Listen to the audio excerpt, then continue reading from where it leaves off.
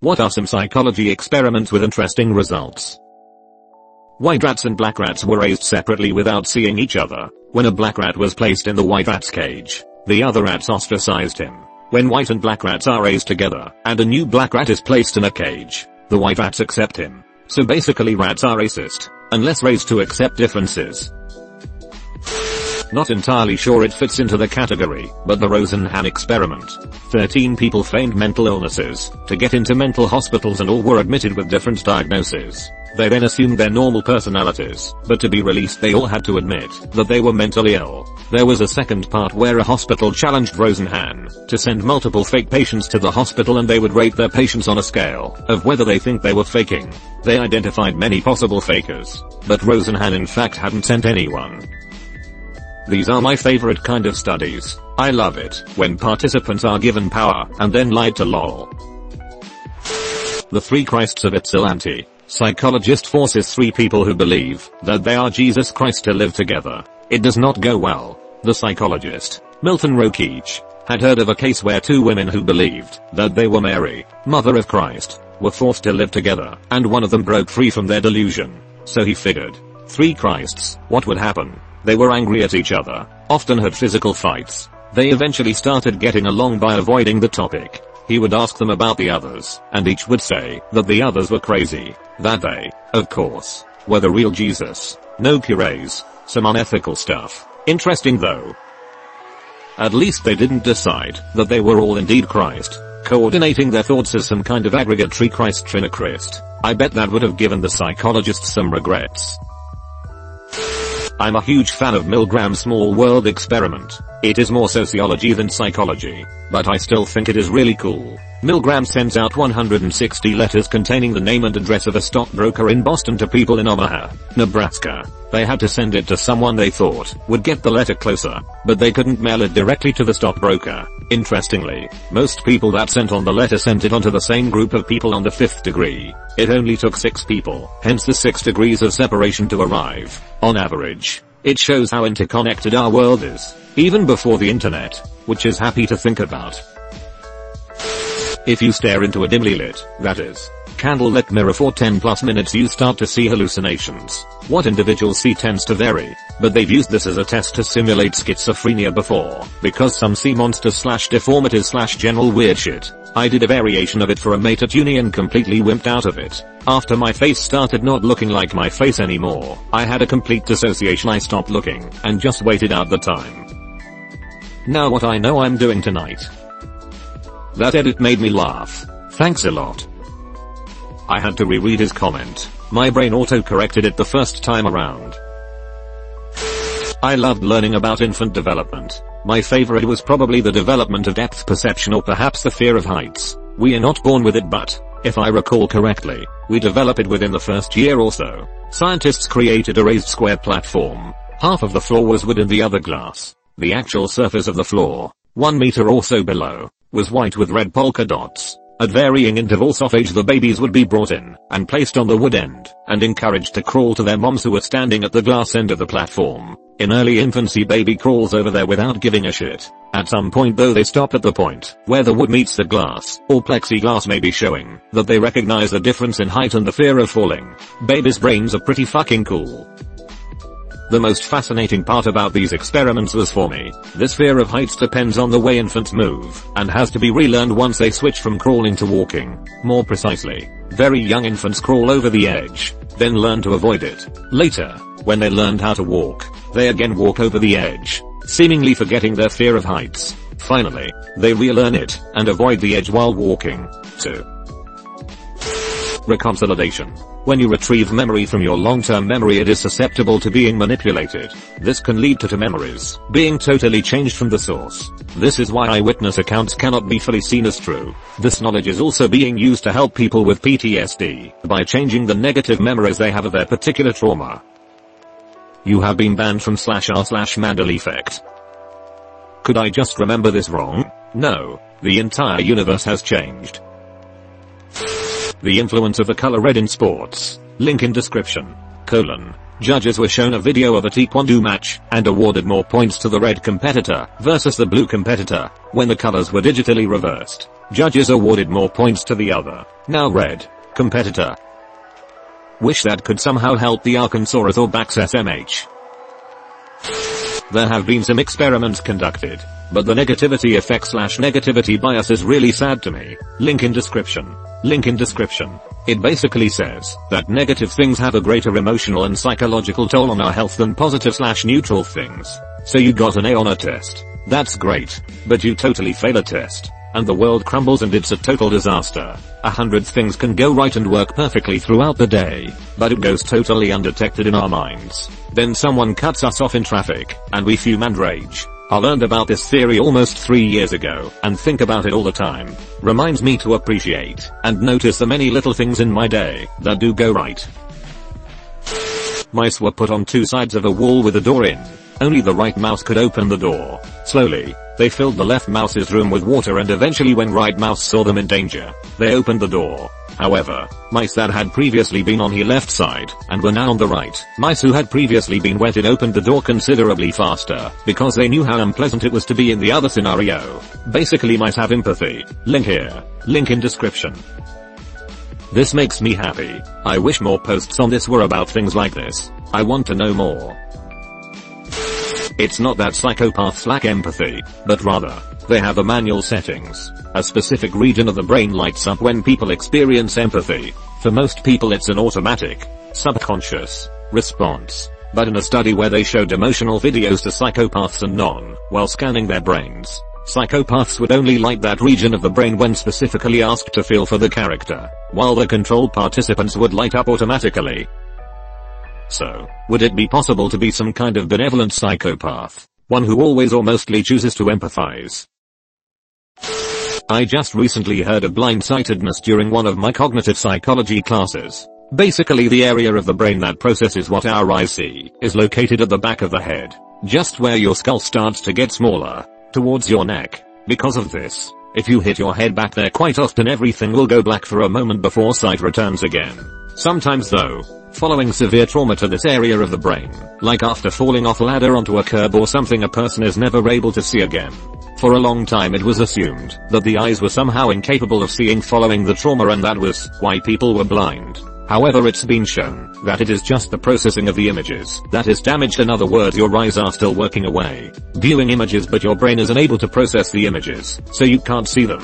Some experiments looking into this have found that people with damage to this area can still navigate around things in front of them without realizing they are doing it. So if you told someone with this damage to walk down a corridor, and you placed obstacles in their way, they wouldn't be able to see the obstacles, but they could avoid bumping into them because their eyes are still able to view them and send signals to other areas of the brain to avoid knocking things. This is known as blindsightedness. Blew my little mind tbh. This is fascinating. So the eyes don't just send signals to the occipital lobes, those signals go other places too. Another cool effect from that study is they would hold up a random object like a teapot and ask the blind-sighted to take a guess at what it was. They would object, saying they couldn't possibly know. The researchers would ask them to just try, and they would guess correctly every time. They could see perfectly fine. They just had no conscious experience of sight. They didn't guess correctly every time, but clearly performed better than random chance guessing, statistically. The car crash experiment. It demonstrated that the way investigators word a question has an immediate effect on the subject's memory of an event. It was part of a suite of studies by Elizabeth Loftus, with various other co-researchers, that began to call in to question the veracity of eyewitness accounts. Link in description. Link in description. Semicolon. I took a class on human memory, and let me tell you, we don't remember anything very well. Including your recollection of that class. What class? One time I participated in a paid research experiment. I was basically tricked into thinking I was drunk. I was placed in a room with 2 other people and we were instructed to drink vodka with cranberry juice over a period of time while we socialized. After we drank I was placed in a room where I had to read some flashing words on a computer. I felt pretty drunk at this point. When the researcher came back into the room he gave me my car keys and said I was never actually given alcohol. He briefly told me that, because I was anticipating drinking for this experiment, that my brain had tricked me into feeling the effects of being intoxicated. I immediately snapped out of it and was completely amazed at how I felt. I've done this to younger siblings and relatives that won't shut up about wanting to drink shots. We just rub a bit of alcohol round the rim of the shot glass and fill it with water. 3 deep and Theo starts snoozing on the sofa within the hour. Solomon Ash's experiment on conformity. He set up a test wherein he would show 3 lines of different lengths to 5 or 6 individuals. I forgot the exact number who had to state which line was the longest of the 3. The thing is, only the last individual is the participant and the others are actors paid to answer in a specific manner. For the first few questions, they choose the correct answer, but later on they start choosing the wrong one. The participants are conflicted as to whether they will say the correct answer or conform to the wrong answer as to not be judged by others or due to self-doubt of their own answers. In the end, most do conform. It's really interesting, since it shows how powerful conformity is in the face of doubt, up to a point that some even questioned their own sanity during the test. Another variation of the experiment also had interesting results. It had the same setup with 5 individuals with the last person being the participant. However, this time some of the actors say the wrong answer, while one actor says the correct one. There was an increase in participants who would choose the correct answer and avoid conformity. It shows how much doubt one can have on oneself when alone, but be brought back to self-confidence when they find outside support. It is amazing. I did this experiment in my school as a high school thesis kind of thing, and the age difference affects the results. The older the kid, the quicker they decided to change their answer. Aaron and Dutton, 1974. Misattribution of arousal. Men who had just walked across bridge, either steady or unsteady, were approached by a female psychology student, posing to do a project on the effects of exposure to scenic attractions on creative expression. The men had to complete a questionnaire and write a short dramatic story about a picture she provided, and she gave them her phone number if they had more questions. Men who walked across the shaky bridge were more likely to call her up because they misattributed the arousal from the bridge to the woman. TLDR. Watch a horror movie on the first date. When I get hungry, I get all grabby and excited with my wife. She calls it hungry or horny, and I suspect it works in a similar manner to this. I'm confusing my aroused hunger for sexual arousal when my wife is near me. Hungry, not to be confused with hangry, although the two are very interchangeable at times. The phantom limb experiment is pretty fascinating. Basically, you can be tricked into feeling something that's not there. Here's an article about the experiment. Link in description. This also works with dicks. Can't recommend. Not just one experiment, but a whole thesis and series of works supporting it. According to the just world fallacy. Link in description. We expect good or bad things to happen to people for a reason, and go to pretty interesting lengths to make up for the lack of justice. Like someone winning the lottery and us thinking they deserve it. Not a psychologist, but the one where given a choice between sitting down doing nothing and shocking oneself, people tend to choose the shock. Ergo, we would choose pain over boredom. Curiosity over boredom maybe? Stimuli, even. Negative, no stimuli. I don't know the name of it, but apparently two people become closer if they survive through something together. Not even actual surviving death scenarios, but anything that has you on your toes and heart racing, like a roller coaster. Like having a bomb on a bus and the bomb being armed as soon as the bus gets to 50 miles per hour. True romance.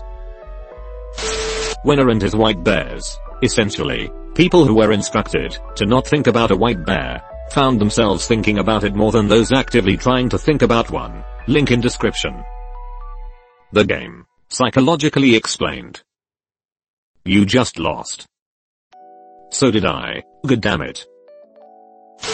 If you train a rat to press a lever for cocaine, and then put it in a box with only that lever, it will press that lever as much as you'll allow it. The rat will stop eating and drinking, and just do cocaine. If you train a rat to press a lever for cocaine, and then put it in an enriched environment, egg, other rats to play with, toys, place to explore where it could still press a lever for cocaine, it may press a lever occasionally but not as frequently as its counterpart in the dull environment. These findings were a big deal in the behaviorism world because they put a lot of previous results into context and help explain the link between poverty and drug use.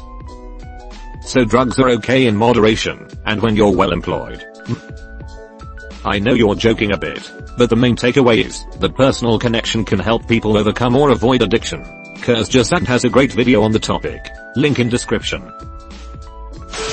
Dunning-Kruger effect is one of my favorites. Basically, people with less expertise in a field will overestimate their abilities in the given field because they don't know enough to see the limits of their expertise. At the same time, experts tend to underestimate their abilities because they know too well what they don't know. The phenomenon has, among other factors, been linked to anti-vaxxers who overestimate their expertise, not seeing what they don't know, with dire consequences. Or every online game ever. There was an experiment to measure the dopamine, i.e. happiness hit your brain takes when eating something you're craving. The dopamine builds with the anticipation and peaks right as you take the first bite. Then, after the first moment it's in your mouth, the dopamine levels begin to decrease. Guess I'll keep dreaming instead of achieving it, lol. The Rosenhan effect. The prejudice and expectations you have towards a student/contestant/etc. highly dictates his performance in the long run. Look it up. Occupied Malian effect. I was at an educational weekend for teachers and the lecturer asked, or rather challenged, whether we want to know stuff about our students when we first start teaching them, what their strengths and weaknesses are, what we have to be careful about, etc. It broke my heart when a large number of teachers said yes. It made their job easier. I spoke up, saying it's better not to know anything, except health and safety concerns, because it's then easier to avoid prejudice, and some of them quite haughtily replied they are mature enough to avoid that, as if it's SDH. That doesn't happen subconsciously. It's sad teachers aren't taught these things while in training. Was a teacher in State of Me, USA. We were taught this. If people have the upper hand they will put others down to keep it. An experiment told a class of kids that having blue eyes meant you were smarter, achieved more, etc. All of a sudden kids with blue eyes formed their own groups. Things like bullying and exclusion of other eye colors started too. They repeated the experiment with different eye colors in different classes, all with the same results. The more interesting/terrifying thing was that halfway through, they swapped the experiment and told all of the kids that having brown eyes meant you were smarter. The flip in beliefs was immediate, as was the bullying. They tried the experiment again, giving the kids green or yellow collars. Thus the difference was not even inherent. Bullying and exclusion began. Flip the superior and inferior group. The behavior inverted. Possibly the worst part was when the children started believing that they were in fact dumber for having brown eyes or a green collar. They began to internalize the belief, and they did so quickly. I wonder if that is true for blunt jokes. Split brain studies. One example. By providing differing information to each hemisphere of the brain in split brain individuals, those with a severed corpus callosum, meaning there's no communication between the two hemispheres, they found that people would actually physically grab their own hand with their other hand if they saw it making a mistake. Basically each side of the brain controls one side of your body, and in split brain people you can actually make both sides display a disagreement with the other, which is insane, if you think about it. There's another similar experiment where people with split brains have one eye able to see a picture and the other eye can't see it. Then they draw the picture with one hand. While they're drawing the picture, if you ask them, they have no idea what the image they're being shown is. It's like they can't see it, even though they can draw it. Also, if you give someone like this a fork and cover their left eye, they'll be able to tell you what you use it for, but not be able to recall what it's called. Then cover the other eye and they'll instantly be able to tell you that it's a fork, but will have no idea what you use it for. Weird but also interesting as fuck. Do I need a split brain for this, or does a small brain work? Split it in half gently with slight tap. Profit.